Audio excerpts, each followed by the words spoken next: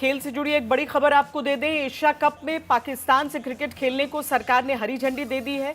Asia cup में 14 सितंबर को पाकिस्तान से मैच होगा। इसे लेकर खेल मंत्रालय की तरफ से सफाई दी गई है।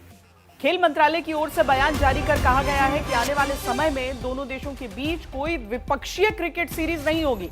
सरकार ने कहा कि भारत न तो खेलने के लिए पाकिस्तान को बुलाएगा, न पाकिस्तान द्विपक्षीय टूर्नामेंट खेलने आ सकता है, लेकिन भारत पाकिस्तान की टीमें नेशनल टूर्नामेंट्स जैसे एशिया कप या वर्ल्ड कप में आमने सामने नजर आती रहेंगी। इसी से एशिया कप में भारत पाक भिड़ंत का रास्ता साफ हो गया है।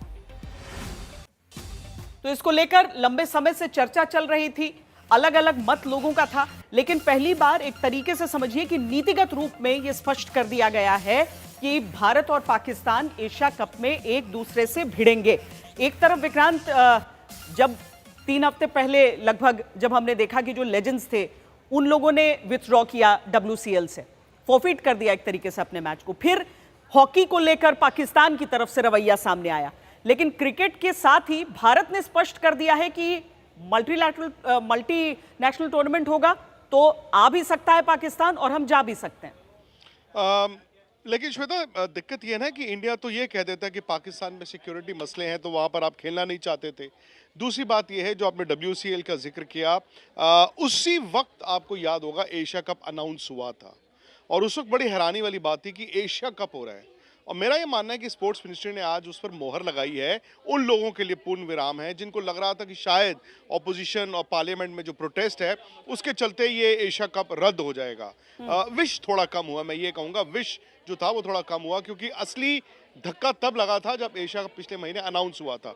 दूसरी बात, बायलैटरल तो इंडिया पाकिस्तान लास्ट मैच खेले थे जनवरी 2013 में, ये 25 खत्म होने वाला है। तो ऐसा नहीं है कि इस पॉलिसी में कोई नई ऐसी चीज आ गई है जिसमें आप कहें अच्छा चलो अब हमने पाकिस्तान के साथ ये नहीं करना है। तो इनफैक्ट मेरा तो ये मानना है कि आपने ये कहा है, चेंज ये है कि आपकी सरकार ने ये कहा है कि चलो पाकिस्तान के साथ ICC टूर्नामेंट्स के अलावा बाकी टूर्नामेंट्स भी खेलते हैं। पहले भी खेलते थे एशिया कप, ऐसा नहीं कि नहीं खेलते थे, लेकिन ऑपरेशन सिंदूर के बाद ऐसा लग रहा था श्वेता कि शायद सिर्फ ICC टूर्नामेंट्स होंगी। और अब तक ना लोग सिर्फ BCCI को मुझे लग रहा है कि कह रहे थे कि BCCI लालची है, BCCI खेलना चाहता है, लेकिन आज आपको ये पता चला है कि शायद ये आपकी सरकार की भी पॉलिसी है।